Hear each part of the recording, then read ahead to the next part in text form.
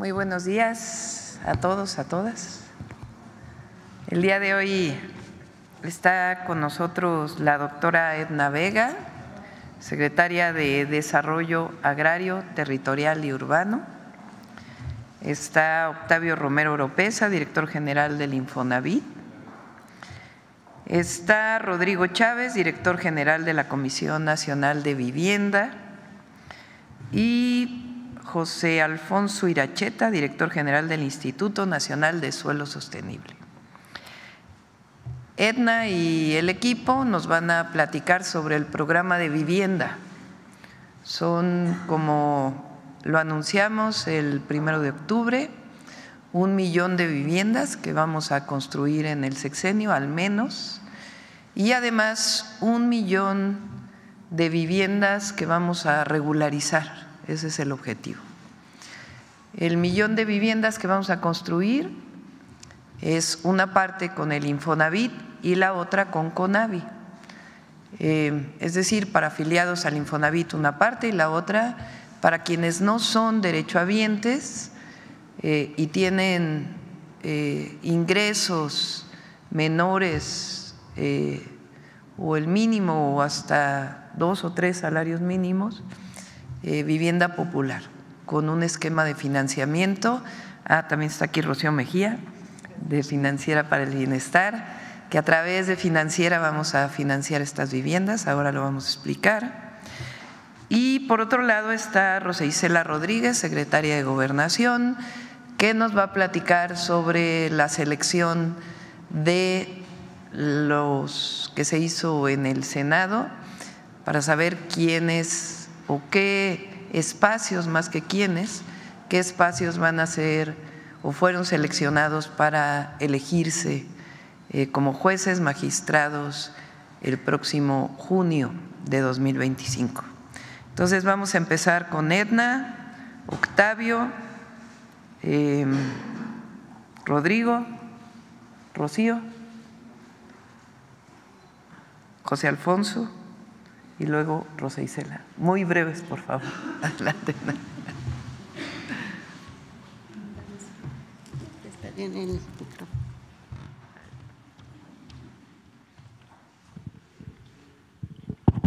Con su permiso, Presidenta, muy buenos días a todas y todos. Con el gran gusto de presentar uno de los programas prioritarios del Gobierno de México, encabezado por la doctora Claudia Sheinbaum. Pues este programa ya tenemos en el proceso de elaboración un buen rato con los lineamientos que nos ha dado la Presidenta. ¿En qué consiste? Partimos primero de un diagnóstico que se ha realizado ya desde hace varios años por parte de la propia Comisión Nacional de Vivienda. Si recuerdan, en alguna de las sesiones anteriores hablamos de que durante el periodo pasado, con el licenciado Andrés Manuel López Obrador, se logró abatir el rezago habitacional en 1.5 millones. Actualmente, con este gran avance, la situación actual es esta: 8.9 millones de vivienda en situación de rezago habitacional, que se refiere básicamente a las condiciones de los materiales, de los servicios con los que cuenta la vivienda, y así se cataloga.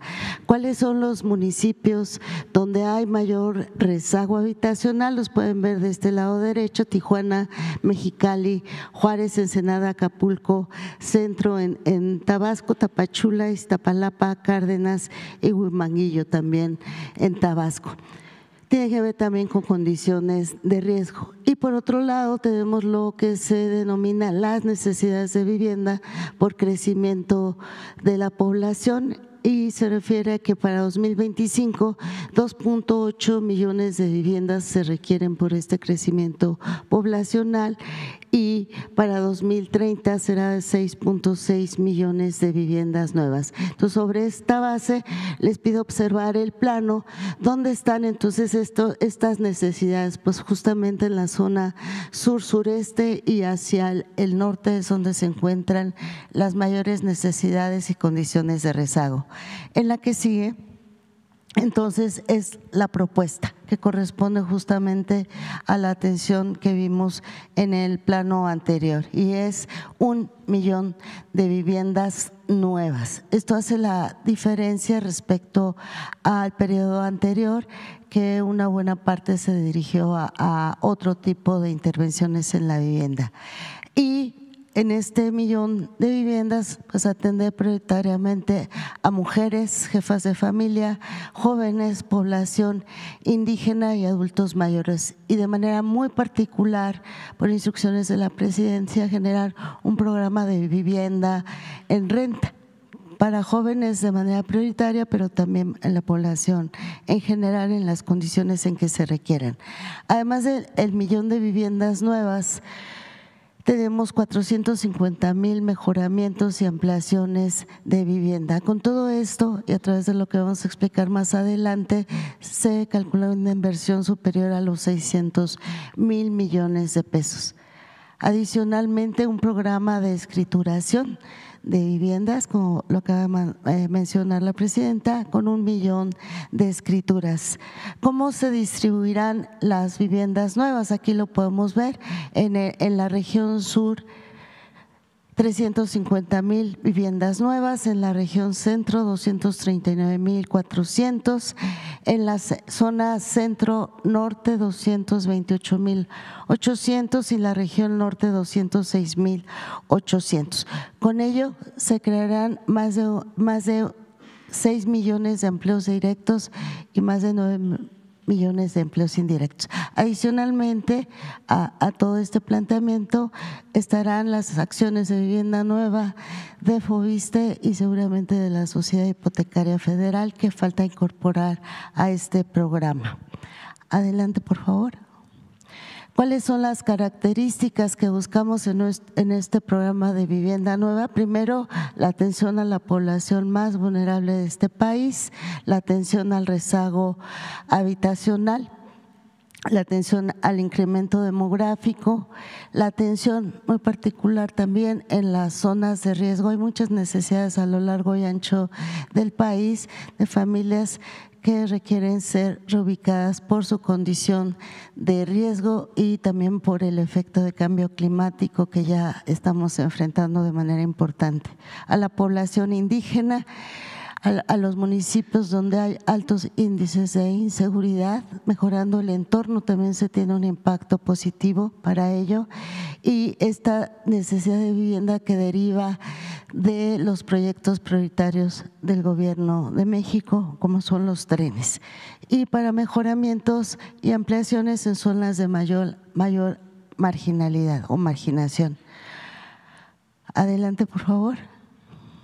También buscamos cumplir con los 7 conceptos de la vivienda adecuada que señala Naciones Unidas, que tienen que ver con los 7 componentes de ubicación adecuada, contar con servicios, tener una habitabilidad adecuada. Todo esto que ustedes ven aquí tiene que ver con este concepto del derecho a la vivienda que señala Naciones Unidas, sin condiciones de riesgo, con servicios básicos, cercana a equipamiento, que no se vuelvan a construir conjuntos alejados de las ciudades y sin transporte.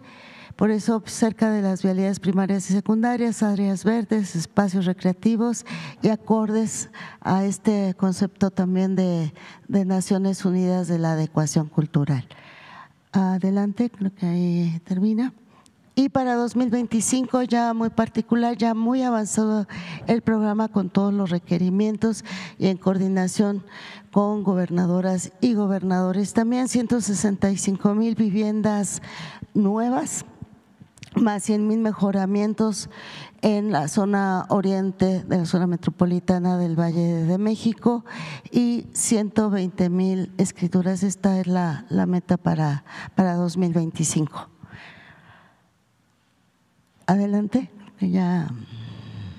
adelante, por favor. Ahora presentaremos por parte del ingeniero Octavio Romero. Con su permiso, Presidenta. Muy buenos días a todas y a todos. Si me permiten.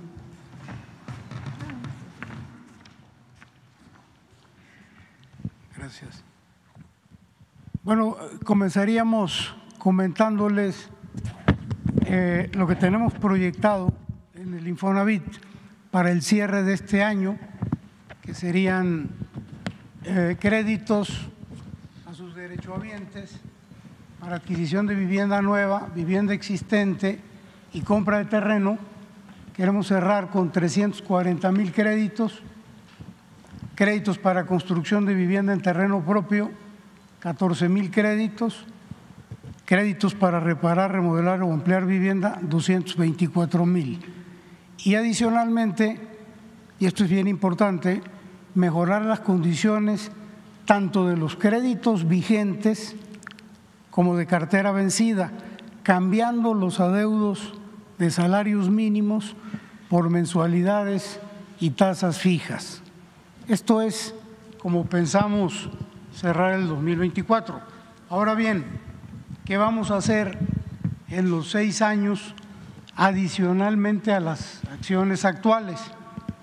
Bueno, primero que nada, construir 500,000 viviendas nuevas con una inversión en un primer saque de 288,000 millones de pesos. Son viviendas de interés social, de bajo costo, que actualmente no se están construyendo por los desarrolladores y que van a cubrir esta importante necesidad que se tiene de vivienda. También vamos a otorgar créditos, 250,000 créditos para mejoramiento, un estimado de inversión de 20,000 millones de pesos. Esto va a ser adicional al millón de créditos para reparar, remodelar o ampliar vivienda del programa ordinario. En el sexenio pasado fueron más o menos 1 millón de créditos en los 6 años, estamos estimando un 25% adicional. Otorgaremos créditos para población derechohabiente de bajos ingresos, incluyendo los que no están activos. Los trabajadores que no están activos en su mayoría tienen un fondo de garantía y bueno, estos también tienen derecho, van a tener derecho a estos créditos. Ellos podrían no estar activos, pero pueden tener un empleo informal, pueden estarse ellos trabajando por su cuenta o pueden darse de alta voluntariamente o reincorporarse para tener acceso a estos créditos. La clave de todo es la conformación, de acuerdo con la instrucción que nos dio la Presidenta de la República, de construir una empresa constructora para disminuir costos y capacidad, tener esa capacidad de viviendas, y se van a incluir no solo las 500,000 del Infonavit, sino el total, el millón de viviendas, 500,000 del Infonavit y 500,000 que se están estimando para CONAVI y para FOBISTE. Y finalmente vamos a implementar un programa de vivienda en renta con opción a compra. Este programa es importante. La que sigue, por favor. En inmuebles propiedad del Infonavit se va a disponer de vivienda asequible en el esquema de arrendamiento, en donde las rentas van a poder abonar al pago de la vivienda si el derechohabiente decide adquirirla. Esto va a ser aplicado en todo el país, pero va a estar orientado a población prioritaria, sobre todo mujeres jefas de familia, jóvenes, adultos mayores y desde luego trabajadores independientes que se den de alta de manera voluntaria. ¿Cómo vamos a hacerles saber los detalles y la forma de acceso a los derechohabientes?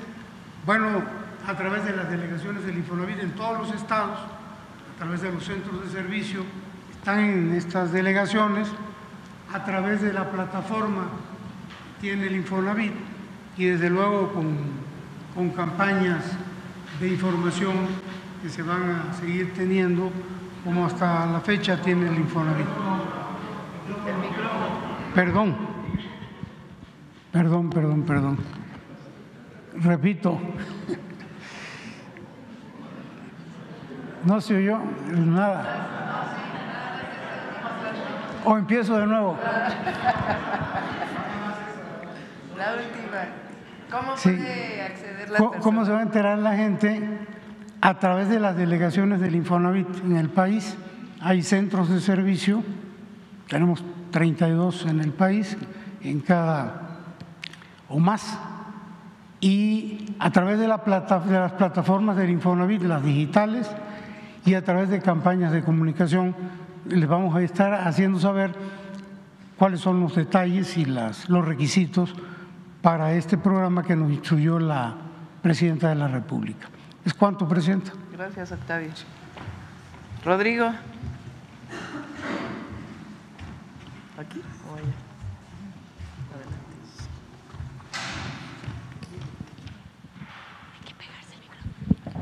Buenos días a todas y a todos. Con su permiso, Presidenta. En el caso de CONAVI, ¿qué vamos a hacer en los próximos 6 años? Vamos a construir 500,000 viviendas nuevas con una inversión de 285,000 millones de pesos y vamos a mejorar 300,000 viviendas con 15,000 millones de pesos.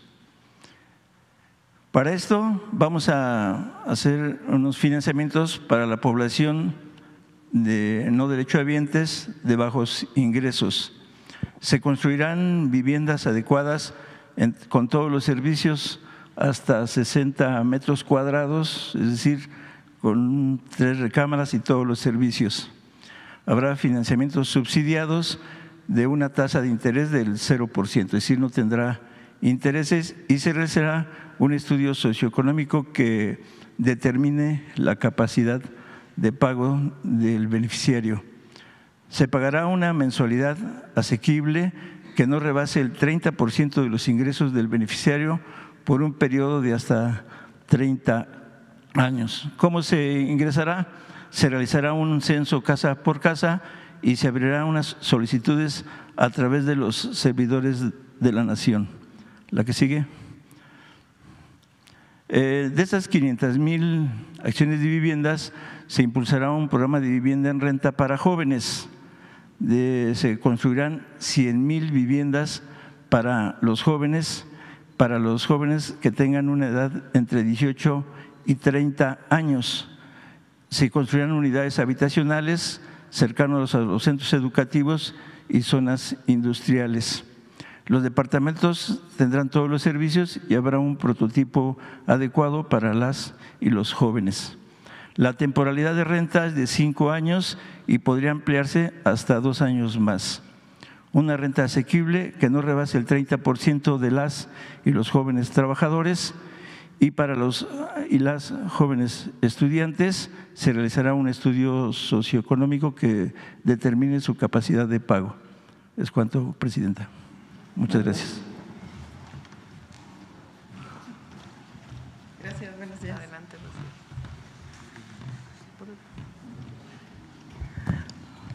Buenos días, con su permiso, Presidenta Claudia Sheinbaum. Financiera para el Bienestar, como saben ustedes, Telecomunicaciones de México, antes Telecom, será el vehículo financiero para apoyar este gran programa de vivienda. Además de seguir apoyando con el envío, la recepción de las remesas, con la promoción del ahorro popular y otorgando los créditos a pequeñas empresas, la Presidenta nos instruyó a apoyar este gran programa. La Secretaría de Desarrollo Agrario, Territorial y Urbano, a través de la CONAVI, nos canalizará el padrón de personas beneficiarias, asimismo nos canalizarán los recursos para que nosotras hagamos la dispersión a través de Financiera para el Bienestar. Recibimos los recursos y los dispersamos ya sea de manera individual o de financiamiento directo. La que sigue, por favor. La Financiera para el Bienestar también apoyará en los 2 temas, tanto de recuperación como de la revolvencia del recurso, principalmente para las personas no derechohabientes con financiamiento. Pueden acudir las personas beneficiarias directamente a nuestras 1,700 sucursales en todo el país. Ahí llevarán sus documentaciones, hacer los trámites y ahí mismo podrán hacer sus pagos. Nos firman los documentos y las cartas compromisos de reembolso.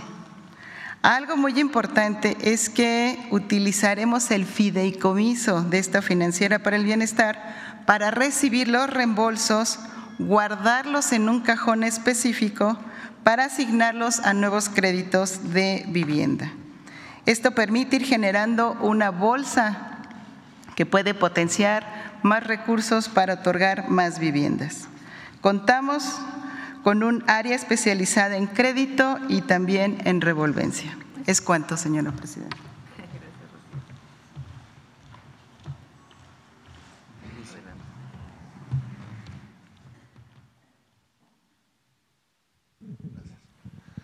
Buenos días a todos y todas. Con su permiso, presidenta.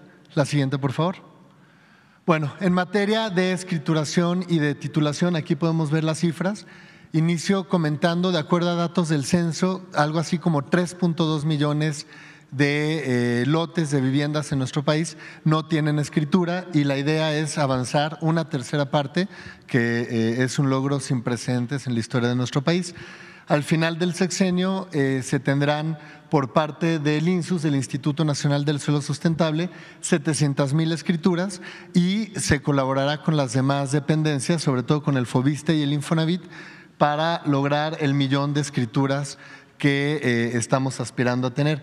Hay que recordar, en muchos casos las viviendas se concluyen, por ejemplo, cuando son apoyadas con créditos de Infonavit o FOBISTE, pero no se transita hacia tener el título de propiedad y la idea es reducir también ese rezago, pero sobre todo en materia del trabajo que hace el INSUS, son los asentamientos irregulares que se encuentran sobre todo asentados en suelo ejidal, que son viviendas en condiciones de pobreza, de precariedad, y ahí es donde nos vamos a concentrar.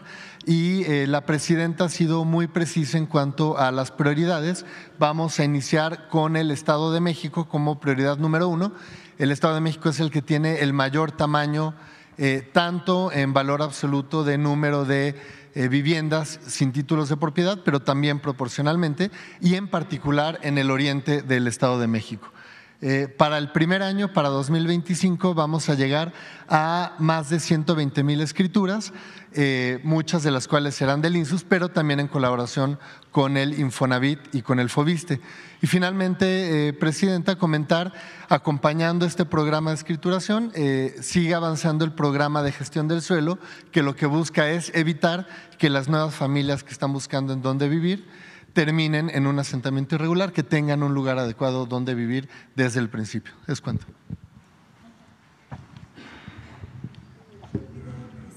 Hay un video, a ver el video.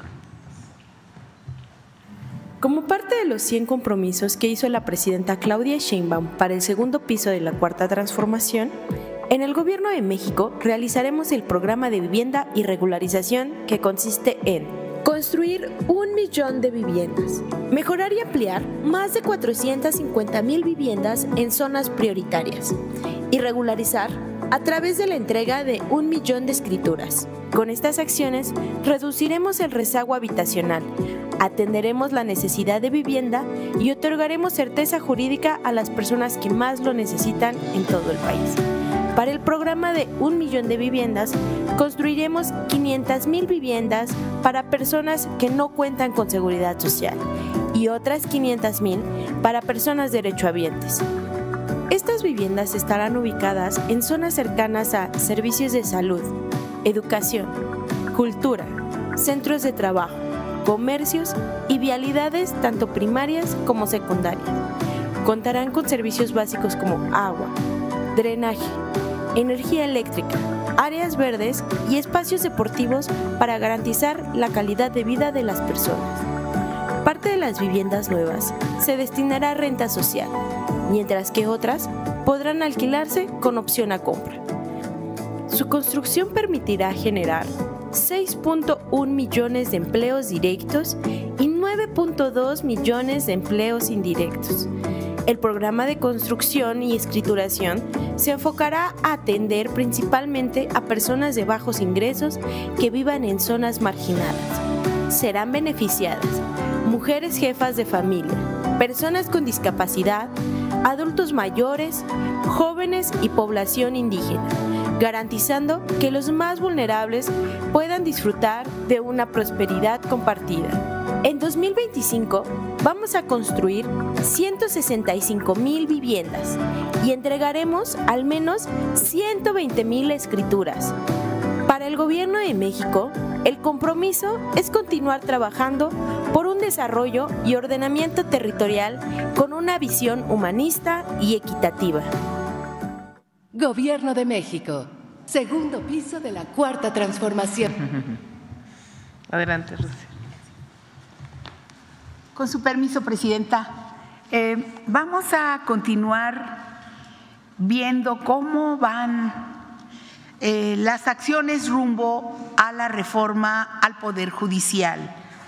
El día de hoy tenemos en dónde exactamente estamos con los tiempos sobre lo que ordenó la reforma constitucional aprobada el 15 de septiembre. Ordenó que el Poder Judicial elija a sus integrantes mediante una votación ciudadana. También estableció una elección extraordinaria en junio de 2025 para renovar la mitad de 1,699 magistraturas de circuito y juzgados de circuito. 3. Determinó que fuera el Senado de la República quien deba realizar el proceso de insaculación, seleccionando los cargos que las magistraturas de circuito y los juzgados de distrito que deberán elegirse el próximo año. Es el 1 de junio de 2025. ¿Qué dice el artículo 2 transitorio de la ley? Para el caso de magistradas y magistrados de circuito y jueces de distrito, la elección será escalonada, renovándose la mitad de los cargos correspondientes a cada circuito judicial en la elección extraordinaria del año 2025 y la parte restante en la elección federal ordinaria del año 2027 conforme a lo siguiente. 1.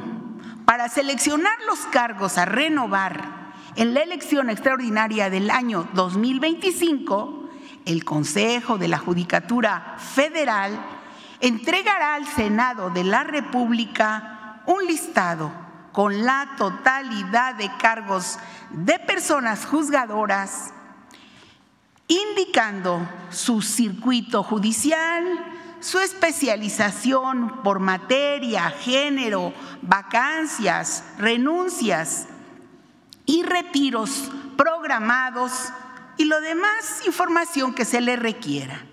Y B, el órgano legislativo determinará la porción de cargos a elegir en cada circuito judicial, considerando en primer término las vacancias, las renuncias y retiros programados. Los cargos restantes serán seleccionados mediante insaculación pública, tomando como base la renovación de la mitad de los cargos que correspondan a cada especialización por materia. Y bien, ¿qué pasó el sábado? En el sábado 12 de octubre, el Senado sesionó por más de 7 horas y llevó a cabo la insaculación para determinar cargos de magistrados de circuito y jueces de distrito que se elegirán en 2025 y 2027. Para ello se acordó que serán 850 cargos judiciales los que se elegirán por voto popular en la elección extraordinaria del 1 de junio de 2025. ¿Cuántas magistraturas fueron? 464. ¿Cuántos juzgados federales? 386. Para obtener este resultado, ¿qué hizo el Senado? Hizo 4 pasos. 1, dividió en números pares e impares las listas de cargos remitidas por el Consejo de la Judicatura Federal con base en el número consecutivo asignado por el propio Poder Judicial. Otro paso es que del total de 711 puestos surgieron por insaculación 350 tribunales y 361 juzgados de distrito. Además, se tomaron en cuenta 114 espacios vacantes, renuncias y o retiros programados de magistrados, así como de 25 jueces de distrito que fueron integrados de manera directa. Hay que aclarar que en ambos casos, magistraturas y juzgados, las listas que resultaron seleccionadas mediante una urna fueron las de números impares. 4. Se hizo un nuevo sorteo finalmente para ajustar la lista seleccionada exactamente a la mitad de todas las plazas de magistraturas y juzgados. Hay que aclarar que en el caso de los elegidos en la tómbola fueron completamente al azar. Se garantizó la imparcialidad, así como el respeto en todo momento a los derechos humanos de las y los juzgadores. Asimismo, y con un enfoque de perspectiva de género, se decidió no incluir 8 plazas de juzgadoras que tienen condición de maternidad. Aquí enseguida nos pusieron los senadores, cómo van y cómo es que tenemos que seguir los pasos, los días, la cronología de cómo vienen, qué va a pasar enseguida en este año 2024. Para el 16 de octubre, el Senado de la República, de acuerdo a la ley, debe emitir la convocatoria general para que los poderes de la Unión integren los comités de evaluación. Esto tendrá que ocurrir el próximo miércoles, ¿verdad? El 16 de octubre. El 31 de octubre se dará la instalación de los comités de evaluación. Para el 4 de noviembre se publicará la convocatoria para quienes busquen participar en el proceso extraordinario de elecciones del Poder Judicial el 1 de junio de 2025. Para el 24 de noviembre, la inscripción de las y los aspirantes que deseen participar en el proceso de elección. El 15 de diciembre próximo, los comités de evaluación verificarán la documentación presentada por las y los aspirantes. Así que antes del 15 de diciembre deben de estar aprobados los cambios a las leyes secundarias por parte del Congreso Federal. ¿Qué va a pasar en 2025? Algunos de los pasos. Para el 31 de enero, los comités de evaluación seleccionarán a los finalistas que consideren idóneos. Para el 5 de febrero se realizará la insaculación para depurar la lista de los aspirantes para obtener 3 candidaturas por cada cargo para ministro, magistrado electoral y magistrado del Tribunal de Disciplina Judicial. Y asimismo se obtendrán 2 candidaturas por cada cargo de juez de distrito y magistrado de circuito. Para el 12 de febrero, una vez aprobadas las listas de candidatas y candidatos, el Senado las enviará al Instituto Nacional Electoral. Antes del 15 de marzo, los congresos estatales deberán aprobar cambios a sus leyes locales para adoptar la reforma judicial. Del 30 de marzo al 28 de mayo será el periodo de campañas de las candidaturas. Así, recordar, subrayar que será el 1 de junio de 2025 las elecciones, esto es el primer domingo de junio, y después de la jornada electoral, el Instituto Nacional Electoral realizará los cómputos de la elección, publicará los resultados de la elección, dará las constancias de mayoría a las personas que resulten vencedoras, declarará la validez de la elección y para antes del 28 de agosto deberán estar resueltas las impugnaciones tramitadas ante el INE y el Tribunal Electoral del Poder Judicial de la Federación. Y pues el 1 de septiembre las y los juzgadores electos protestarán su cargo en el Senado de la República. Es un repaso a cómo vienen los tiempos de acuerdo a la Constitución, de acuerdo a la ley. Eso sería, señora presidenta. Muchas gracias. Bueno, muy rápido. El programa de vivienda, 1 millón de viviendas, una parte para quienes son afiliados Infonavit, otra parte de vivienda popular a través de la CONAVI. Ya cuándo pueden registrarse, etcétera, lo vamos a ir informando también aquí en la mañanera. Segundo, el fin de semana lo que se hizo es importante, es la tómbola para saber quién o la selección al azar, para saber qué cargos van a estar sujetos a elección en el 2025. Esto es importante porque hubo ahí en las redes quien dijo que ya se estaban seleccionando a los jueces. No.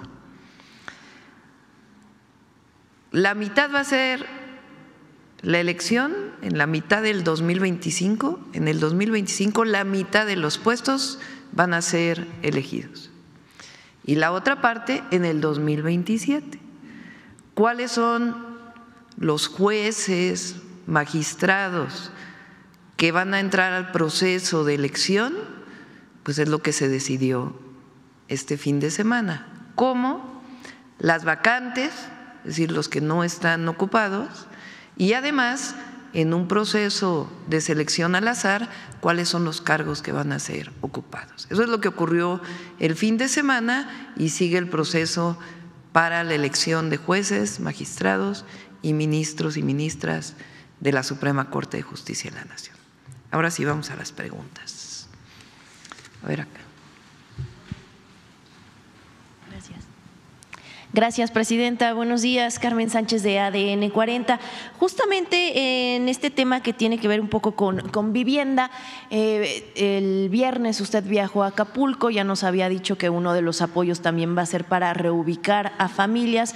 Me parece que en al menos 15 colonias han detectado justamente que tienen la necesidad de reubicarlas.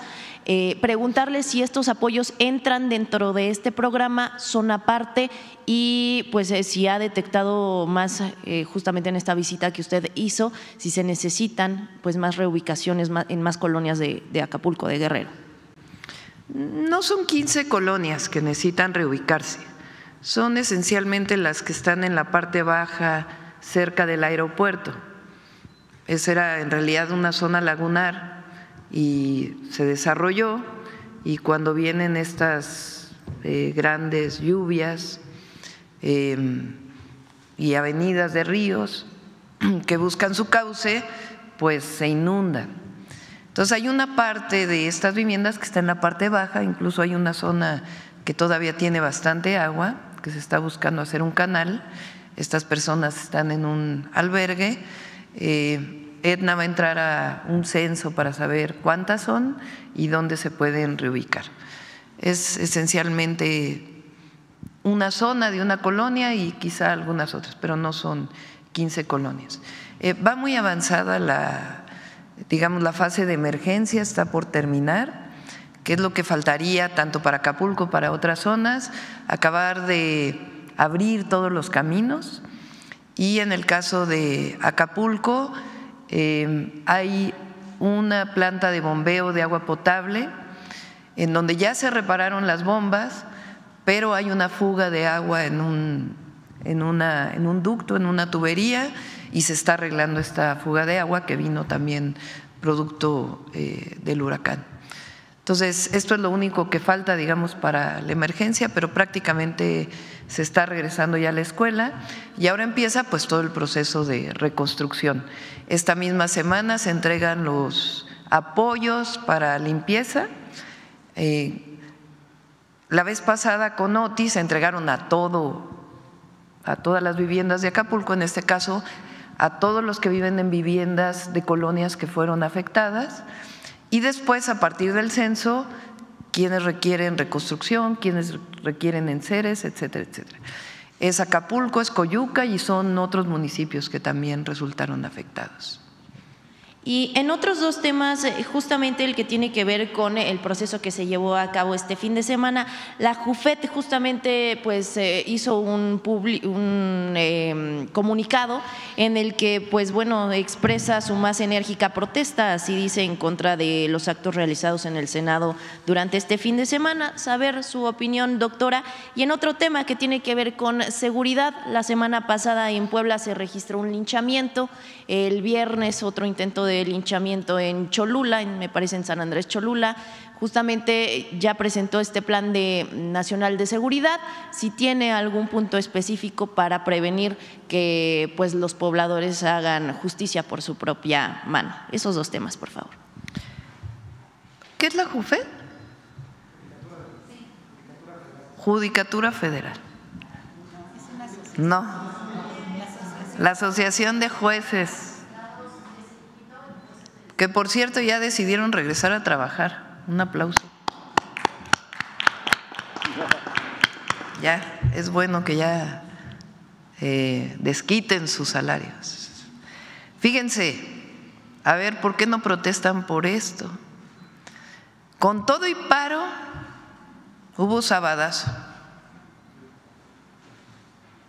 ¿Qué quiere decir sabadazo? Estas liberaciones que hacen de viernes a sábado, donde supuestamente no están en funciones.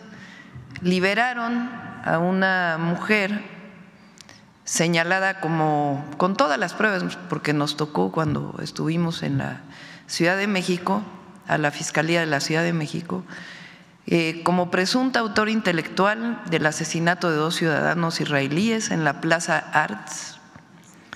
En julio de 2019 fue puesta en libertad el viernes 11 de octubre. ¿Cómo es posible que estando en paro? Pero además, ¿saben quién la liberó? Un juez especializado adscrito al Tribunal de Enjuiciamiento del único distrito judicial de Morelos. O sea, ¿cómo? ¿Qué tiene que ver Morelos? Estas son las razones por las cuales hay reforma al Poder Judicial. Porque ahora parece que que el Poder Judicial es perfecto. Corrupción, nepotismo, liberaciones de criminales, donde hay pruebas. Repito, este caso nos tocó cuando fui jefa de gobierno. Entonces, ¿qué es lo que se está haciendo? Un proceso para elegir a jueces, magistrados, ministros y ministras de la Suprema Corte de Justicia de la Nación. Entonces, repito, este fin de semana que hubo una selección de cuáles son los jueces que van a ser electos, a partir de aquellos lugares que están vacantes y de una selección al azar. Como explicó Rosa Isela, viene un proceso en donde nosotros, como Ejecutivo, vamos a determinar una comisión de mujeres y hombres honestos, abogados, abogadas reconocidas, que van a seleccionar. Igual lo hace el Congreso, igual lo hace el Poder Judicial, la Corte. Se nombra este comité, viene una convocatoria se inscriben quienes quieren participar, tienen una serie de requisitos, promedios, cartas de recomendación, ensayos. Una vez que es revisado que lo que se está entregando tiene sustento, pues a partir de la lectura, de la definición de quienes se inscribieron y de la discusión de estas comisiones, hay una primera selección de quienes van a participar. De ahí puede haber entrevistas públicas para que todas los veamos, por qué se quieren inscribir, cuáles son sus criterios. Y después de eso hay una selección y después van a una tómbola para ver de esos cuáles van a pasar a la elección del 1 de junio del 2025. Entonces, ¿por qué hay una elección? ¿Por qué se van a decidir democráticamente, aprovechando los 200 años de la República, el Poder Judicial?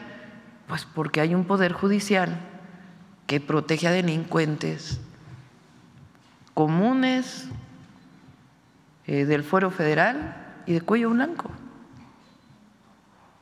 ¿Cómo es que en paro todavía dan un amparo para quien tiene que pagar impuestos, otra vez se le prorrogue su caso? Ese es el problema.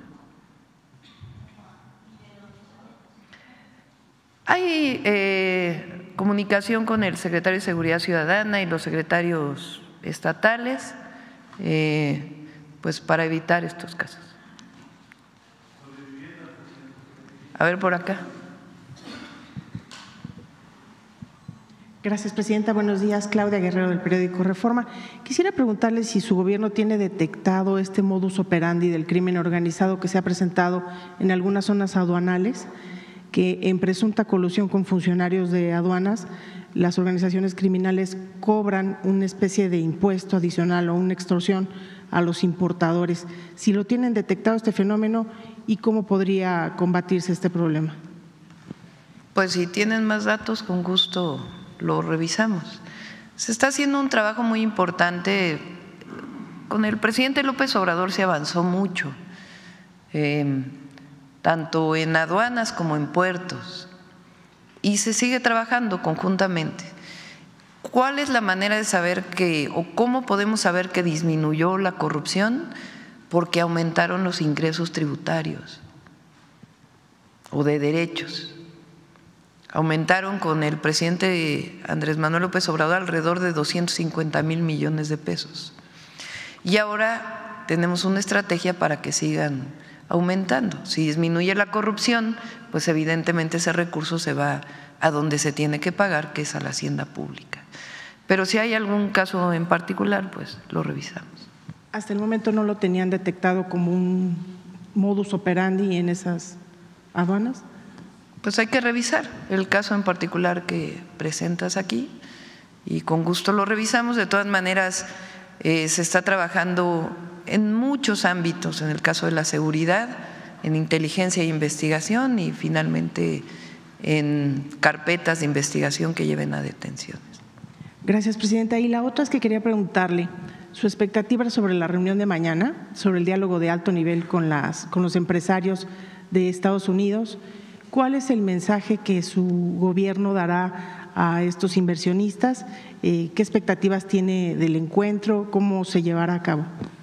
Si gustan, platicamos de eso mañana. Mañana viene Marcelo Ebrard, secretario de Economía, para platicarles en qué consiste este diálogo, el interés que hay de inversionistas, particularmente de Estados Unidos, en México. Y también va a haber una conferencia de prensa después, donde entre otros se van a anunciar algunas inversiones que ya están planteadas para nuestro país. ¿De qué se trata este encuentro? En su momento, empresarios nacionales y principalmente de Estados Unidos plantearon la posibilidad de que tuviéramos un diálogo para conocer pues cuáles son los beneficios, los incentivos que se van a generar para la inversión en México. Yo lo dije el 1 de octubre, el tratado comercial con Estados Unidos y Canadá abre esta posibilidad de lo que se llama hoy la relocalización de las empresas. Muchas empresas estadounidenses que encuentran en México una oportunidad para invertir y a partir de la inversión poder exportar o incluso tener producción para el mercado nacional. ¿Cómo generar las condiciones para que la relocalización no solamente se mida en un indicador que es inversión extranjera directa, sino que signifique también bienestar, es decir, buenos salarios, vivienda, infraestructura, acceso a agua potable, etcétera, etcétera? ¿Y cuáles son las condiciones para que se den estas inversiones? Donde hay energía, va a haber energía eléctrica, donde hay agua. Entonces, nosotros hemos desarrollado un programa que le llamamos de polos de bienestar, en donde la búsqueda es que se invierta, las empresas que tienen demanda de agua, pues que inviertan en el país, en donde hay acceso a agua, que se generen las condiciones de reciclamiento y al mismo tiempo que se siga cumpliendo con seguir aumentando los salarios en el país y que las viviendas que vamos a construir estén asociadas también a estos polos de desarrollo, polos de bienestar. Todo eso es el objetivo de platicarlo el día de mañana. Decía, el 1 de octubre yo planteé que entre nosotros no hay competencia, esa es la virtud del tratado. No es que México compita con Estados Unidos y esté quitando inversiones a Estados Unidos, sino que nos complementamos en este tratado comercial que permite que haya inversiones en México, en Estados Unidos y en Canadá. Gracias, presidenta. Jorge Alegría, que es el director de la Bolsa Mexicana de Valores, comentaba que a México se le está viendo con cautela. ¿Qué le respondería a usted? Pues no coincido con esta opinión. No sé a qué se refiera. Tengo conocimiento a través del secretario de Economía y de manera directa de muchísimas empresas que quieren seguir invirtiendo en nuestro país.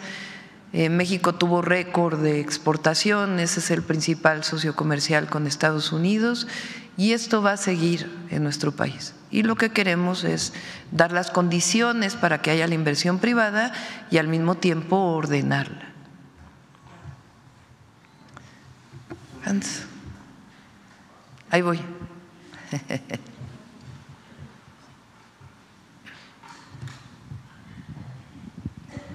Buenos días, presidente. ¿Escucha? Buenos días, presidenta. Hans Salazar, de Noticiero en Redes. A propósito del tema de la vivienda, que bueno, pues son muy ilustrativos los datos que se prevén, que se proyectan en toda esta planeación. Aquí también se ha expuesto en algún momento el tema de la vivienda para migrantes. Hay muchos migrantes que expresan que quisieran regresar a México y que incluso en algunos casos abandonaron sus cuentas o dejaron sus cuentas del IMSS, de alguna prestación social formal y bueno, a veces preguntan sobre esto y para poder participar, para poder ser incluidos en estos programas que bien se han comentado aquí y que bueno, son de diversos lugares del país. Efectivamente, por ejemplo, Financiera para el Bienestar pues tiene un contacto a través de sus propias funciones para las remesas, para todo este tipo, incluso preguntan mucho cómo es que podemos ahorrar. Bueno, Financiera para el Bienestar, que es parte de la información que se ha proveído, que es a través de abrir una cuenta, una tarjeta, incluso el envío de las remesas, etcétera, y preguntar si estos mecanismos pudieran servir precisamente para poder abrir, no sé si un programa o dentro de estos programas incluir a los migrantes. Y dentro también en el tema de la vivienda, bueno, ya se ha comentado el tema de Acapulco. Por ejemplo, presidenta, pues hay lugares como en Chalco, el Estado de México, que usted estuvo, bueno, en esa, pero la parte suroriente, que está Chalco, donde se han asentado muchas viviendas, pues es un problema a largo plazo, que se puede solucionar a corto, mediano, pero después a largo plazo vuelve a ser la problemática. Yo había leído a algún experto en el tema de Chalco, por ejemplo, y que las colonias que se han inundado ahora con pues en pasadas épocas en estas épocas de lluvia, en pasadas semanas, decían que ahí iba a ser imposible el tema estructural, por ejemplo, se tenía que ser el tema estructural porque iba a ser muy complicado, por ejemplo, el aumento para sacar el agua, el tema del drenaje. Ahí se está haciendo estudios al respecto. ¿Y qué pasará con otras zonas, por ejemplo, donde se abandonaron viviendas porque solamente era especulación? Se ponían a mucha distancia, 3 horas del trabajo, no había servicios. ¿Qué pasará con todas estas zonas, Presidenta? ¿Se tiene algún censo? ¿Se va a hacer algo al respecto? Serían mis preguntas primero en el tema de la vivienda. Sí. Octavio, ¿quieres comentar de quienes salen del Infonavit y ahora se les va a poder generar la condición para que puedan asociarse nuevamente? Sí, hay trabajadores que están no activos y que van a poder reactivarse. En el caso, por ejemplo, de los migrantes, algunos de ellos no están activos en este momento, pero pueden reactivarse o pueden iniciar con sus aportaciones. Entonces esto queda englobado dentro del programa de vivienda y sí lo estamos pensando, presidente. Tanto en Infonavit como en CONAVI, por supuesto, nuestros hermanos migrantes que quieran regresar, estará abierta la posibilidad para ello. Si alguna vez cotizaron al IMSS o al Infonavit y quieren regresar y recotizar y entrar al programa de vivienda, hay esa posibilidad. En el caso de Chalco, estuvimos el sábado en el Estado de México. Yo planteé en los 100 puntos un programa especial para el oriente del Estado de México. El oriente del Estado de México, particularmente los municipios de mayor urbanización, porque también hay una parte como Atenco que tiene una parte rural. Los municipios que están completamente urbanizados, vamos a hacer un programa especial que tiene varios objetivos. Es una zona de alrededor de 10 millones de habitantes en el país. Tiene niveles de pobreza extrema. Me comentaba la maestra Delfina que ahora que ocurrió la inundación de Chalco, que ella estuvo recorriendo las calles, pues hay familias hacinadas en un solo cuarto y condiciones de vivienda pues que queremos mejorar. Esta zona pues tiene problemas de acceso a agua potable, no quiero decir que es lo único en el país, pero se concentran 10 millones de habitantes. Es la única zona en el país donde hay esta concentración de número de habitantes y que tiene este rezago en los servicios públicos, además de la vivienda y derechos, como educación o como salud.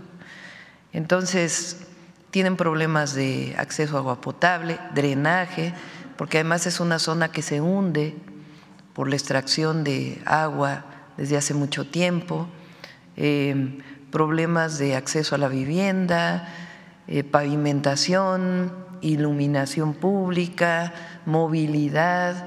Muchos de las familias que viven ahí trabajan en la Ciudad de México o en otro municipio del Estado de México, recorren 2 horas de un lado a otro. Entonces, este programa nos sentamos con los presidentes municipales electos que entran el 1 de enero, con la maestra Delfina, gobernadora del Estado de México, y las distintas secretarías del gobierno federal. El objetivo es hacer un programa integral. En el caso de Chalco, el presidente dejó una obra en curso, que es un colector, para disminuir los riesgos de inundaciones, pero tenemos que hacer un programa de drenaje, de acceso a agua potable, de vialidades, de movilidad, de repavimentación, de iluminación, de senderos seguros, de seguridad, de vivienda. Por eso vamos a destinar particularmente el próximo año la mayor parte del presupuesto de mejoramiento de vivienda para el oriente del Estado de México. Entonces es un proyecto de 6 años en donde cada año estos habitantes puedan ver cada vez un mejor nivel de vida. Nada más para puntualizar, Presidenta, en el tema de los migrantes, bueno, que ya ha mencionado la respuesta, muchas veces lo que les llega a pasar, de acuerdo a todo lo que hemos luego escuchado periodísticamente hablando, es que ellos tienen ganándose la vida ya, el tema de las remesas, pero luego dicen, podemos comprar, pero nos han hecho mucho fraude, porque estamos acá. Y bueno, pues si tenemos aún a nuestra mamá, papá, a ellos también les dan, es fácil pues defraudarlos. Por eso creo que a través de instituciones, como bien se han marcado aquí, pues hay una seguridad porque, por ejemplo, el tema de Finabien, el tema de toda esta infraestructura de las instituciones que se les puedan brindar, dicen, nosotros sí podríamos estar pagando, sí podríamos estar depositando, pero esa ya es una seguridad que es a través de instituciones. Nada más era una precisión. Sí, de acuerdo. Respecto a los migrantes. Mi segunda pregunta, Presidenta, usted ha mencionado aquí, de hecho ya han preguntado compañeros, compañeras mías, respecto al tema de laboral. Es toda una problemática porque en varios casos pues, se ha arrastrado, o las plataformas que usted ya ha comentado, las aplicaciones, la falta de seguridad social para quienes laboran ahí, etcétera.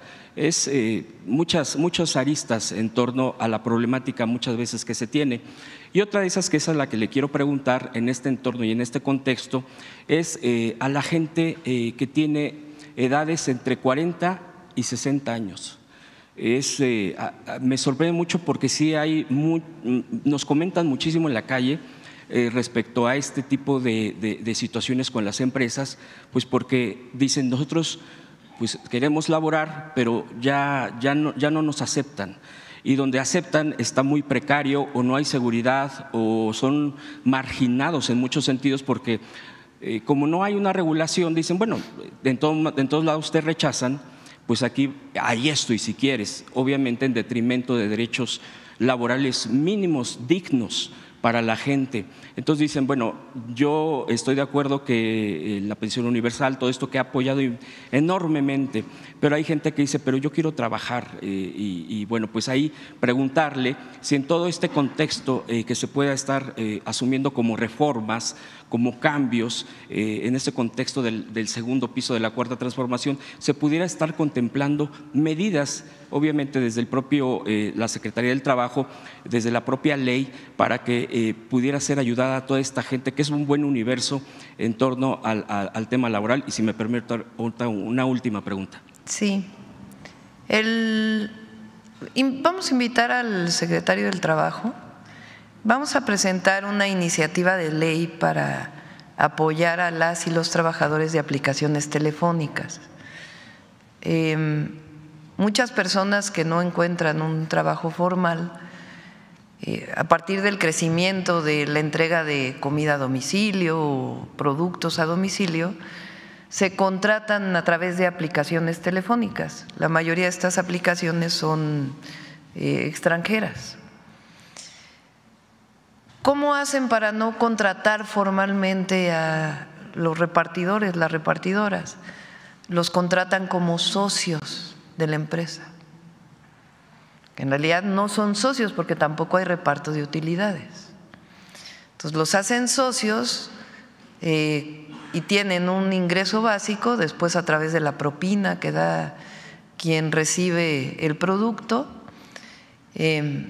Muchos de ellos están en la mayoría de las ciudades del país, ciudades medias, ciudades grandes, reparten en motocicleta, algunos en automóvil, algunos en bicicleta, otros incluso caminando, y también tienen muchos problemas de accidentes de trabajo.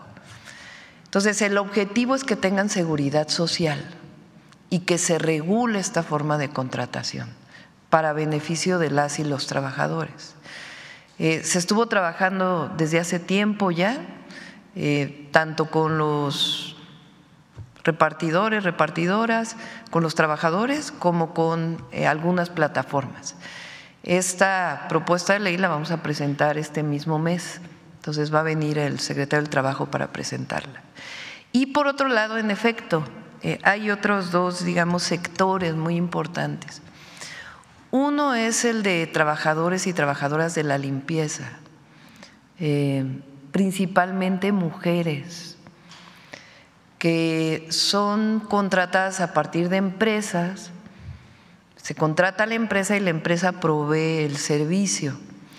Y también tienen condiciones laborales precarias, ganan el salario mínimo la mayoría de ellas porque son mujeres, la gran mayoría, también hay varones, también hay hombres, pero no tienen, por ejemplo, horarios de comida o algunas circunstancias que incluso en toda la campaña me estuvieron manifestando. Entonces también ahí vamos a entrar a un proceso de mejora de las condiciones laborales por ley.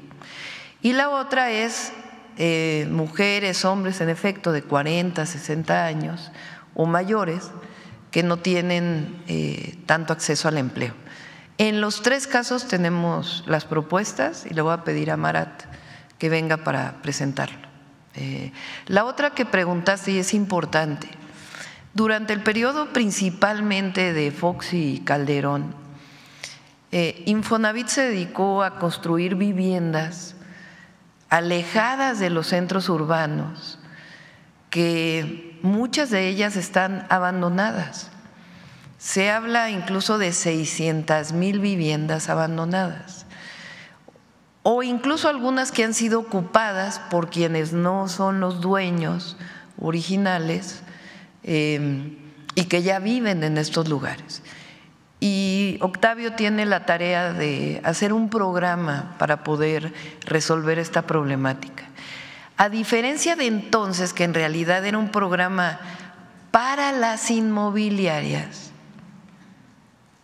era un programa de desarrollo inmobiliario, en donde quienes se beneficiaron fueron empresas inmobiliarias que incluso algunas de ellas quebraron, porque no estaba planteado en términos del derecho a la vivienda, no estaba planteado construir viviendas a través de desarrolladores inmobiliarios, también con mucha corrupción y especulación. Entonces, hay que dar una solución a esas viviendas, esas 600,000 viviendas.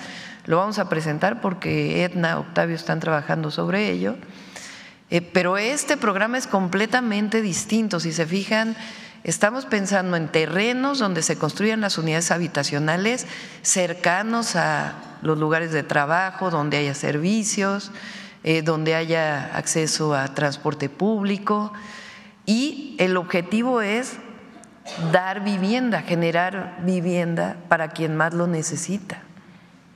Ese es el objetivo, el derecho a la vivienda, el derecho a un techo, no el construir viviendas por construir viviendas, que esa es pues la gran diferencia entre el periodo neoliberal y la Cuarta Transformación. Y por último, Presidenta, muchas gracias. Y por último, preguntarle, salió publicada una encuesta de Demotecnia, donde la califican a usted en una pregunta: ¿qué opinión tiene de la presidenta Claudia Sheinbaum? Muy buena, 22%, 55%, buena, en total 77% en conjunto, pues muy positivo. Y la otra pregunta, bueno, obviamente pues el resto se divide, independientemente de por quién haya votado para presidente, así dice, ¿usted cómo piensa que va a ser la doctora Claudia Sheinbaum como presidenta? Y aquí el 90% dice que usted va a ser muy buena presidenta. Son números altísimos.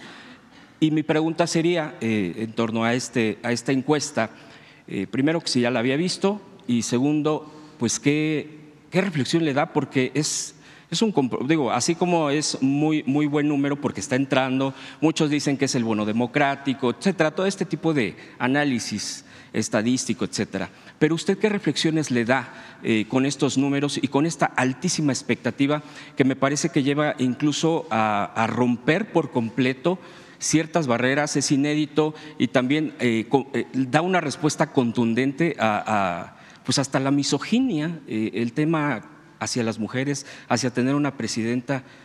¿Qué reflexión le da, presidenta? Y le agradezco mucho las respuestas. Pues primero agradecer, me la enseñaron hoy en la mañana, a ver si está por ahí. Me la enseñaron en la mañana, agradecer al pueblo de México por la confianza siempre y decir que no vamos a fallar, que vamos a trabajar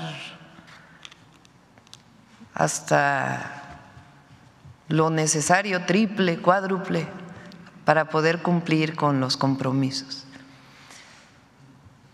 Segundo, el pueblo de México está contento con la Cuarta Transformación.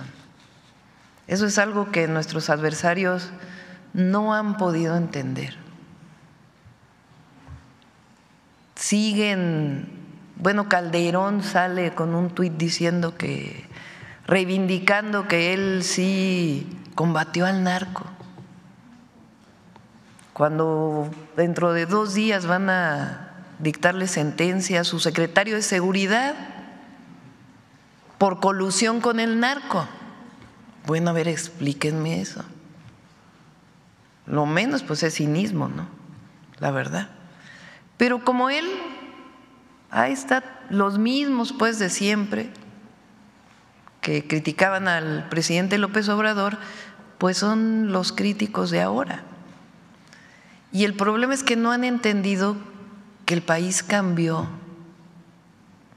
que el pueblo de México quiere que continúe la transformación, que la mayoría del pueblo de México quiere que se elijan a los jueces, magistrados y ministros, y que quieren que siga un gobierno que esté destinado al beneficio del pueblo y a los derechos del pueblo de México. Eso es lo que está ocurriendo en el país. Y por eso decimos que no vamos a traicionar ni vamos a defraudar. Vamos a trabajar todos los días, vamos a seguir en territorio, vamos a seguir en comunicación con la gente y vamos a cumplir los 100 compromisos que establecimos. Y por eso pues el trabajo que desarrollamos y el equipo, el gran equipo que tenemos, que es parte de esta gran transformación que inició hace muchos años en la conciencia del pueblo de México y que se consolida con el gobierno del presidente López Obrador, porque además de la honestidad dio resultados. Ahora sí que es honestidad que da resultados para beneficio del pueblo. Entonces eso es lo que se ve aquí, agradecer y no vamos a defraudar, no vamos a traicionar la confianza del pueblo. A ver acá porque son de tómbola, ya ven que la tómbola ahora es la democracia. Buenos días, presidenta. Gloria Carpio del periódico Diario Imagen. Respecto a lo de la vivienda, ¿qué va a pasar con una familia joven o estudiante que adquiera o obtenga una de esas viviendas del millón que se van a construcción en su administración? ¿Qué pasa si se queda sin trabajo, incapacitado o bien fallece? En el caso de una familia, si se trata de la jefa o jefe de familia que llegue a faltar y que sea el sostén de ese hogar, ¿qué medidas en estos casos contempla ese ambicioso programa de vivienda?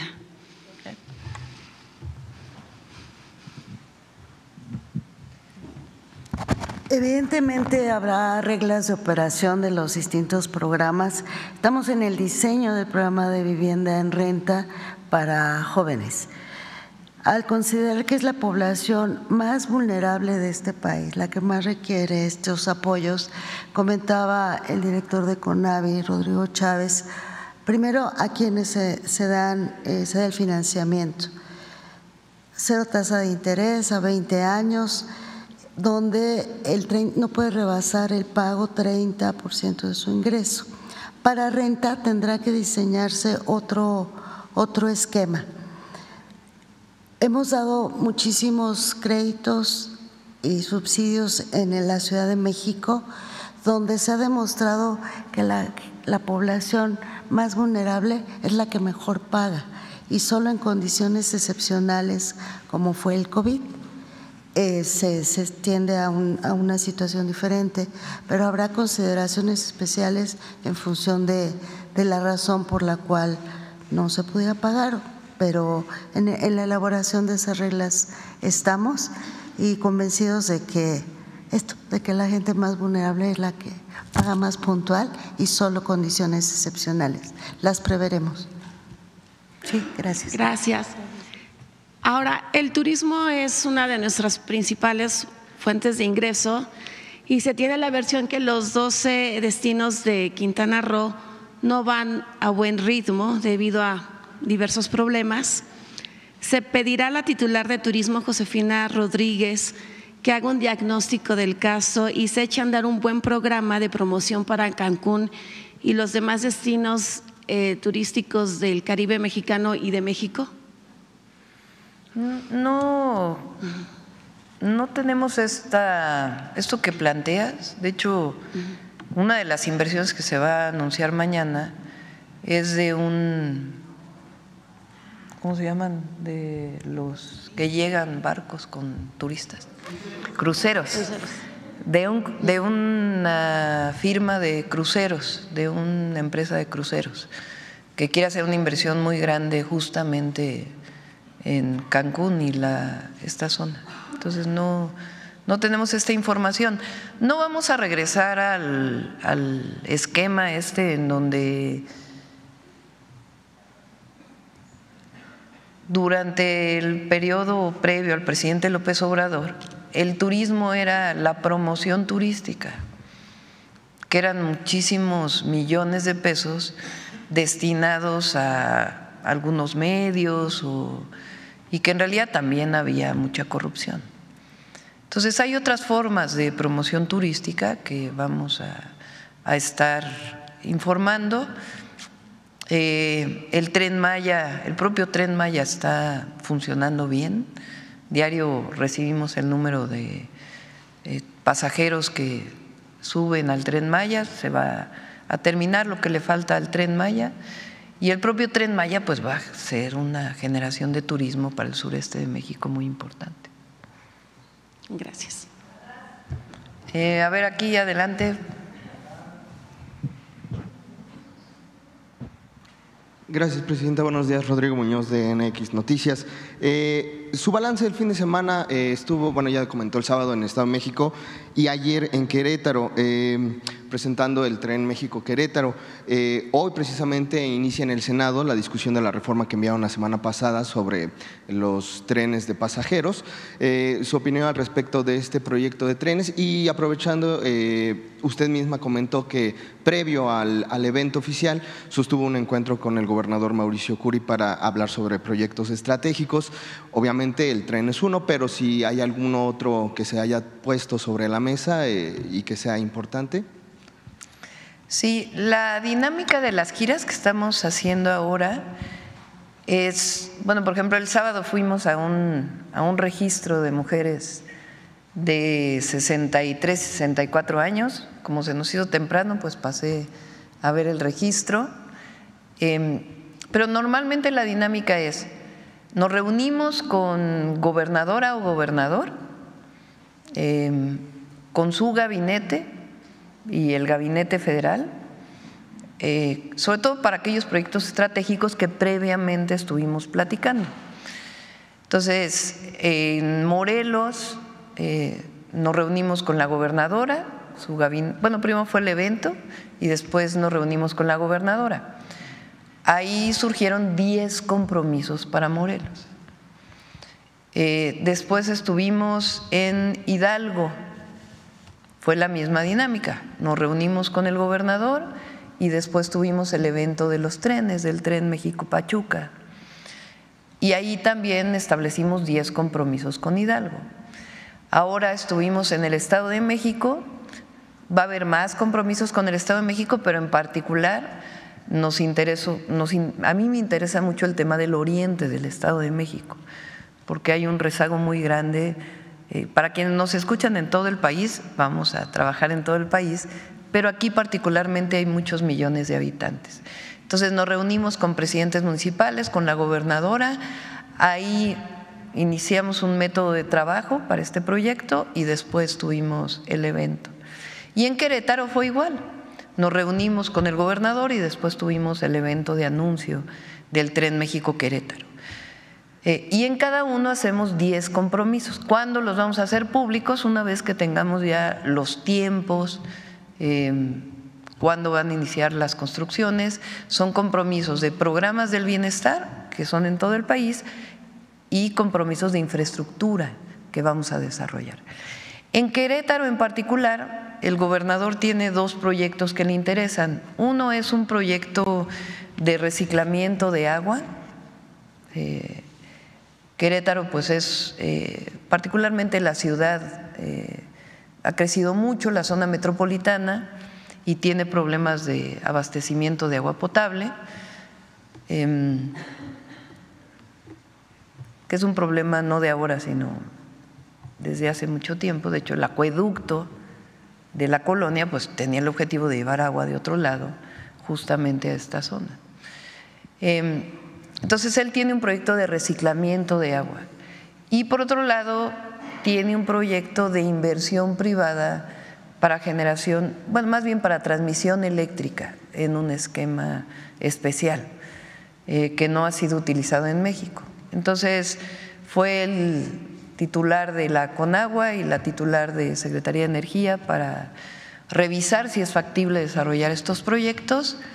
Y por supuesto la Secretaría de Gobernación le va a dar seguimiento. Entonces, esta es la dinámica. En el primer recorrido, después de ello, vamos a hacer públicos los 10 compromisos para cada entidad de la República, ya con montos, cuál es la inversión, cuándo vamos a iniciar los proyectos. Y ahora estamos informando tanto de los programas de bienestar nuevos, mujeres, becas y salud para adultos mayores, como de las obras que ya sabemos que se van a realizar, por ejemplo, el Tierra y Libertad en Morelos, el distribuidor vial que va a la universidad, eso ya sabemos que los vamos a desarrollar y se informaron, o en el caso del Tren México-Pachuca, que ya tenemos avance en el proyecto, o en el caso del Tren México-Querétaro. Y una última cuestión. Hace unos días su gabinete de seguridad anunció que se iban directo a Sinaloa para sesionar allá, para trabajar allá. No sé si ya le compartieron, seguramente sí, algún balance previo de cómo encontraron la situación en el estado, ya que este fin de semana al parecer volvió a registrarse algunas ejecuciones. Entonces no sé cuál sea el estatus que le han mantenido a usted informada a su gabinete de seguridad. Gracias. Sí, el objetivo de estas… Tiene varios objetivos las visitas. También estuvo el secretario de Marina con el secretario de Seguridad Ciudadana en Sonora. Las visitas tienen el objetivo de que, por ejemplo, el general secretario pueda revisar la forma en que está operando la Guardia Nacional. Incluso él se bajó a platicar con la gente, estuvo platicando con habitantes de Culiacán, con pequeños negocios, para conocer cuál es el sentimiento también de la ciudadanía. Pero el objetivo es revisar la operación de la Guardia y al mismo tiempo trabajar junto con los gobiernos de los estados, con las fiscalías estatales en los gobiernos de los estados y las fiscalías, que la mayoría de los estados son autónomas, también con las fiscalías para ver los delitos del fuero común y los delitos federales, cómo puede haber una coordinación para las carpetas de investigación y las detenciones necesarias. Y al mismo tiempo entra la parte preventiva, junto con la Subsecretaría de Prevención del Delito.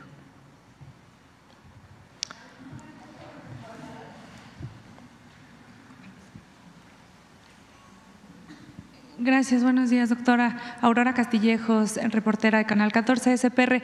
Preguntarle, doctora, sobre esto que mencionaba de las vías del tren. Entiendo que hay una forma a través de la fibra óptica de poder hacer llegar el Internet a diversas comunidades. ¿Se está considerando esta planeación o algún programa para hacer llegar el tema de Internet a más comunidades, a regiones más alejadas?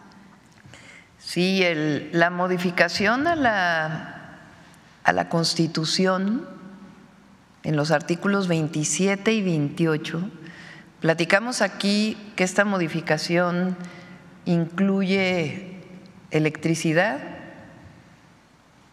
petróleo, cambiar las empresas energéticas de empresas productivas del Estado a empresas públicas, regresarle su carácter de empresa pública, más la preponderancia particularmente de CFE y que no sean consideradas como monopolios. Pero también en esa reforma viene la posibilidad del Estado de proveer Internet, particularmente a las zonas más alejadas. Como está ahora tiene muchas limitaciones Comisión Federal de Electricidad para llevar el Internet para todos. Muchas veces tiene que ser la venta a través de una empresa, como en el caso de Altán, que fue la compra que hizo el presidente. Entonces, esta modificación también va a permitir que Comisión Federal de Electricidad lleve el Internet a los poblados más alejados. Es parte de la modificación de la Constitución y vamos a seguir con Internet para todos, con Comisión Federal de Electricidad. Ahí se queda Emiliano, es quien va a estar, Emiliano, ¿cómo se apellida Emiliano? Calderón, Emiliano Calderón, que llevaba el programa con el presidente, ahora él va a estar en CFE llevando este programa y vamos a invitarlo para que una vez que pase la reforma constitucional, que se explique cómo se va a facilitar llevar Internet gratuito o con un costo muy bajo a las comunidades que hoy no tienen acceso. Claro, doctora, una pregunta más. En las últimas horas, Secretaría de Hacienda recibió 2 premios por considerar un tema de innovación y transacción en el sector energético por la adquisición de las 13 centrales de Iberdrola. Si nos podría comentar al respecto. Sí, hace algunos meses hubo un primer reconocimiento, no sé si es el mismo y se hizo público ahora, por la manera en que se desarrolló el modelo financiero para la adquisición de las plantas de Iberdrola. Ahora que presentemos el presupuesto de egresos y la ley de ingresos, el paquete financiero y presupuestario para el próximo año, que tiene que entregarse a mediados de noviembre, lo vamos a presentar aquí, pues le vamos a pedir al secretario de Hacienda que también informe sobre ello y por qué es este reconocimiento. Finalmente, sobre este tema de vivienda, ¿hay algún tipo de restricción para las personas beneficiadas sobre otros programas que ya se estén recibiendo? Lo decían en el caso de adultos mayores y ya las mujeres de 60 a 63 están recibiendo o están inscritas al programa que se está impulsando. ¿Si hay alguna restricción para poder participar en el tema de viviendas? No, no va a haber restricción porque hoy pues los programas del bienestar le llegan casi a 30 millones de familias. Entonces, pues quedaría para las 5 millones que en realidad no lo requieren en general. Entonces, no va a haber problema en ese sentido. Gracias. A ver, la última aquí adelante y si nos da tiempo. Tenemos cápsula de… Buenos días, Presidenta. Óscar González, de Radio Relax 104.5 FM. Ya habíamos traído anteriormente aquí a la mañanera el tema de la construcción de un puente donde el licenciado Andrés López Obrador pues giró instrucciones de que se apoyara a la comunidad mixteca. Esto es en el estado de Puebla. Querer saber si va a dar continuidad a esto. Ya fueron a medir, de hecho, el puente porque está construido únicamente de madera y cuando crece el río pues se lo lleva. Con gusto lo revisamos. Se va a hacer una carretera hacia la Mixteca. Exactamente. No sé si esté contemplado el puente ahí, pero si no, lo retomamos. Sí. Por otro lado, rápidamente, doctora, en su recorrido de trabajo al estado de Hidalgo, en Tizayuca, campesinos productores del Valle de Mezquital le entregaron en sus manos un escrito donde le hacen de su conocimiento del problema de reparto de agua de riego que no es justo ni equitativo. Este tema lo vienen arrastrando desde hace varios años. Ellos piden su valiosa intervención para dar solución a estas demandas. Piden también se acabe el monopolio de la misma por personas abusivas que solo ven sus propios intereses. Le preguntan a usted si es posible que en esta nueva administración federal sean atendidos por los titulares de Conagua y Gobernación. Sí, por supuesto. Se está trabajando en alrededor de 13 distritos de riego, entre otros el del Valle del Mezquital. El objetivo es sanear, en particular en el Valle del Mezquital, que todavía el Valle del Mezquital recibe desde hace decenas de años las aguas negras de la zona metropolitana del Valle de México. Una parte está saneada por la construcción de una planta de tratamiento que se hizo hace tiempo, y hay otra parte que no tiene saneamiento, y nuestro objetivo es en todo este programa de la zona metropolitana, incluido Hidalgo, entrar a un proceso de saneamiento.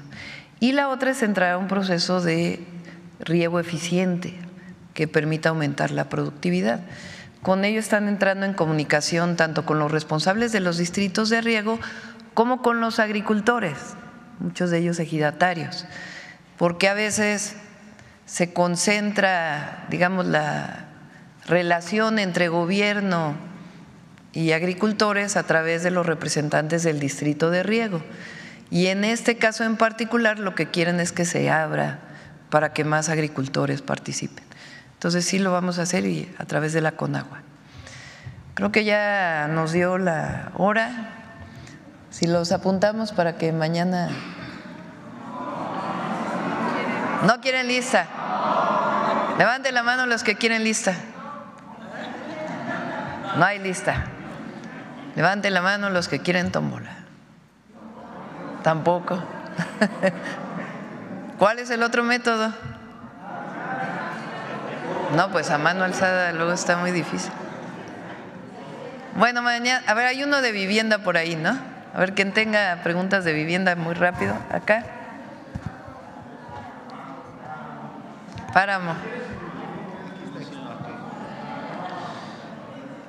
Sí, son algunas dudas acerca del tema de vivienda. Usted conoce perfectamente, en la Ciudad de México hay una reserva territorial todavía, pero aquí el tema es el costo del terreno. Igual en la zona metropolitana de la Ciudad de México, una de las razones por las cuales se fueron muy lejos estos desarrollos es que el costo del terreno era muy bajo en la periferia, porque en la zona más cercana al Distrito Federal, Ciudad de México, es carísimo. Entonces mi pregunta es si se quiere hacer precisamente esta dinámica de llevar la vivienda a las zonas donde haya mejores servicios urbanos, transporte, escuelas, comercio, etcétera. ¿Cómo se va a resolver el tema del costo del terreno? Porque sigue siendo el costo comercial el que priva. Entonces, el gobierno, ¿cuál va a ser la estrategia que va a tener a través de la compra del terreno a precio comercial o algún otro esquema de los cuales el gobierno puede echar mano para obtener ese terreno, construir vivienda en zonas cercanas, al menos al transporte público? Primero es la reserva territorial del propio gobierno o los gobiernos estatales. Ahí estamos concentrando la primera parte. Hay incluso reserva territorial, quiere decir un terreno que es del gobierno federal, de distintas instancias del gobierno federal o del gobierno o de los gobiernos estatales, para poder ser donado para vivienda, y si no, se compraría el suelo. Te voy a dar un ejemplo. Cuando fui jefa de gobierno, hicimos varios desarrollos habitacionales a través del Instituto de Vivienda. Uno de ellos está en Atlampa. Atlampa es una zona cercana al centro de la ciudad. Era un terreno de Pemex. Entonces, ese terreno de Pemex se limpió porque estaba contaminado y allí se construyeron las viviendas de campamentos que estaban desde 1985. Así Aetna tiene ya pues cerca de 3 meses, junto con todas las instancias de la Secretaría de la SEDATU, que está revisando cuál es la reserva territorial que quede cerca de las zonas urbanas para que puedan desarrollarse estas unidades habitacionales. Infonavit tiene sus propias reglas, pero también hay reservas territoriales de Infonavit, y si no, se compraría suelo, que sería, digamos, a costo del gobierno para que se pueda desarrollar la vivienda económica. Okay. Segunda duda es, en las láminas alcancé a ver que se va a constituir una empresa constructora del gobierno. Me gustaría saber cuándo tendríamos ya los detalles de cómo se va a llamar, quién la va a dirigir y cuál será su mecanismo de operación. ¿Sería esto precisamente de trabajar para obtener el suelo, la reserva territorial, pero además esa empresa va a comprar los insumos, los materiales, contratar el personal? ¿Cómo sería el manejo de esta empresa que hasta donde yo recuerdo el Infonavit entrega créditos para que uno compre a través de una empresa constructora, pero es la primera ocasión que yo tengo idea de que el gobierno va a construir casas y cuál sería su presupuesto a futuro? Sí, es una iniciativa que viene desde el gobierno del presidente López Obrador. Fue una de las iniciativas que se enviaron el 5 de febrero del 2024. Es un cambio constitucional. Entonces, primero tiene que darse el cambio constitucional para que Infonavit tenga esa atribución. Después viene una ley secundaria y ya el modelo de cómo se desarrollaría. Octavio ha estado pensando, o en el equipo hemos estado pensando en varias opciones. Una es la construcción total, es decir, formar la empresa constructora vinculada al Infonavit y que construya toda la vivienda. Otra es que adquiera los materiales, todo de manera transparente para que no haya ningún problema, que adquiera los materiales, cemento, varilla, etcétera, y que también puedan participar en la construcción, ya brindando los insumos, la materia prima desde el Infonavit. Y la otra es continuar con los procesos actuales, en donde se den créditos para la construcción de vivienda con desarrolladores inmobiliarios.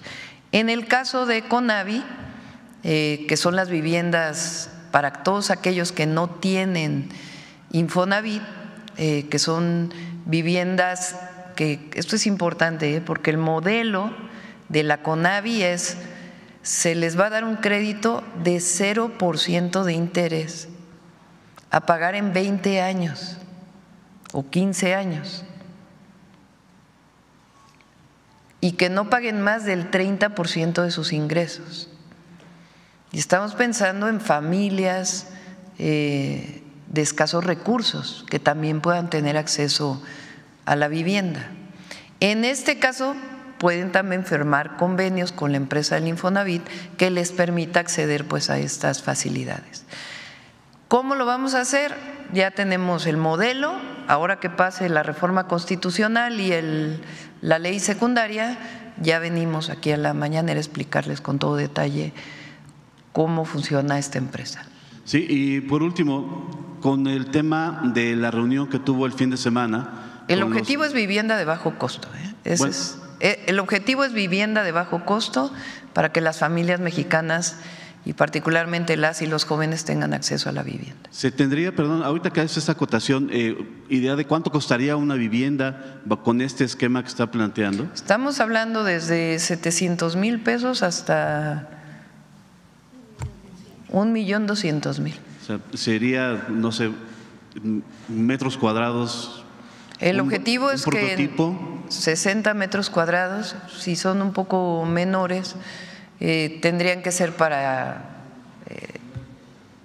estudiantes, por ejemplo. Las viviendas en renta pueden ser un poco más pequeñas. Estudios. Pero en general se busca que tengan lo mínimo indispensable. Y por último, ya comenté ahorita algunos detalles acerca de temas generales de la reunión que tuvo con alcaldes de la zona metropolitana del Estado de México. A mí lo que me interesa saber es qué se va a atacar primero, porque en la zona periférica de los municipios de la zona metropolitana literalmente falla todo, absolutamente todo. Si no es el pavimento, es el abasto de agua, es el drenaje, la recolección de basura, la vialidad, la movilidad, todo falla. ¿Qué se va a atacar primero, Presidenta? Porque son más de 20 municipios, son más de 10 millones de habitantes, es literalmente entrarle a urbanizar un país completo en términos estrictos. ¿Y qué se va a hacer primero? Mejorar las vialidades, el abasto de agua. Ese es justamente el proyecto integral que vamos a desarrollar. No vas a pavimentar en donde después vas a arreglar la distribución de agua potable. Tiene que entrar primero uno y después el otro. Y la idea es que se junten los fondos, o sea, que el municipio ponga una parte, que el Estado de México ponga otra parte y otra parte el Gobierno de México. ¿Sería un tercio cada uno o sería otro? Ya lo vamos a presentar, cómo estaría, porque hay municipios como Los Reyes La Paz que su presupuesto es muy pequeño. Hay municipios como Ecatepec que su presupuesto es mayor, porque en Los Reyes La Paz viven determinado número de habitantes y la distribución presupuestal está vinculada, o la fórmula tiene que ver con número de habitantes, o Ecatepec, que tiene 1.8 millones de habitantes. Entonces, no podría ser igual. Entonces, por eso es el desarrollo del proyecto integral y ya lo vamos a ir presentando y es para los 6 años. ¿Y nos esperaríamos hasta que tomen posesión los alcaldes o se van a dar? Sí, a partir de enero, de los nuevos alcaldes. Algunos repitieron, otros son nuevos. Gracias. Bueno, ahora sí cerramos con vida saludable.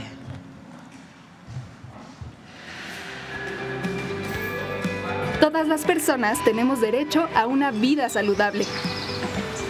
Sin embargo, alrededor de 2.8 mil millones de personas en el mundo no tienen la posibilidad de ejercer ese derecho. Es decir, la tercera parte de la población mundial. Por esto, este Día Mundial de la Alimentación está dedicado al derecho a consumir alimentos sanos para tener una vida y un futuro mejores. Justamente por ese compromiso con la creación de una sociedad más justa y más saludable, hay que proteger a las niñas y niños en la escuela, donde adquieren los hábitos y conocimientos que les acompañarán toda la vida. Durante décadas, las y los estudiantes tenían acceso a alimentos procesados que por su exceso de sal, azúcar y grasa ponían en riesgo su salud. Ahora, las escuelas serán el espacio en el que niñas, niños y adolescentes accedan a una alimentación sana y adecuada, que les permita gozar de salud y bienestar, al mismo tiempo que protege al medio ambiente. Para conseguirlo, el pasado 30 de septiembre se publicaron en el Diario Oficial de la Federación las medidas que garantizan a las y los estudiantes nutrición y salud desde los primeros años de vida. Los alimentos y las bebidas que se ofrezcan al interior de las escuelas deberán privilegiar ingredientes naturales o mínimamente procesados de la localidad o la región. Y si sus empaques tienen sellos de advertencia, no podrán estar en las escuelas. Las niñas y los niños tendrán al alcance verduras y frutas regionales y de temporada. Si se trata de alimentos de origen animal, se deberá ofrecer pescado y aves como pollo y pavo, magros y sin piel, asados, horneados o cocidos. Y al preparar alimentos o bebidas usarán menos azúcar, sal, aceites o grasas saturadas. Nada de cafeína o cereales azucarados. Y claro, se deberá asegurar la disponibilidad de agua, que es lo mejor para aliviar la sed. Estas son algunas de las medidas más importantes que se aplicarán en escuelas de todo el país. Y lo ideal es replicarlo en casa, en beneficio de toda la familia. porque la salud no es un privilegio, es nuestro derecho. Alimenta tu vida. Esta es la norma que salió publicada el 30 de septiembre. El próximo lunes vamos a hablar de ello. Son algunos meses que se determinaron para su aplicación y viene Mario Delgado y Salud para poder explicar cómo vamos a hacer realidad finalmente que las niñas y los niños en las escuelas no consuman alimentos procesados. Gracias a todos y a todas.